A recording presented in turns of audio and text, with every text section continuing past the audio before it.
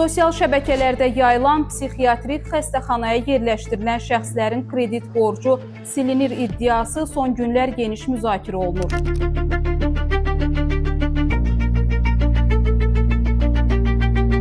Qanun bəzi xüsusi hallarda prosedur fərqləri nəzərdə tutsa da, kredit borcu tam ləğv edilmir. Bəs banklar bu məsələyə necə yanaşır? Kredit öhdəlikləri hansı hallarda dəyişdirilə bilər? Today Press TV xəbər verir ki, mövzu ilə bağlı açıqlamasında bank üzrə ekspert Əkrəm Həsənov bildirib ki, burada ümumi bir prinsip var və o prinsipi rəhbər tutmaq lazımdır. Əkbər Həsənov qeyd edib ki, hər kəs borcuna görə əmlakı ilə cavabdehdir. Yəni canı, azadlığı, əsəbləri, sağlamlığı ilə cavabdeh deyil. İqtisadçının sözlərinə görə vətəndaşın xəstə olması, xaricdə olması, hətta ölməsi heç nəyi dəyişmir. Əgər əmlakı varsa, əmlakından borc ödəniləcək. Vətəndaşın borcunun batması hallarından bəhs edən ekspert deyib. Stat: Vətəndaş xəstədirsə, başına hər hansı bir iş gəlibsə, borc silinmir, kredit bağlanmır. Bu zaman borc verən bank və ya hər kimsə vətəndaşı məhkəməyə verə bilər. Lakin borclananın əmlakı yoxdursa və ya kifayət etmirsə, borc batmış hesab olunur. Statın sonu.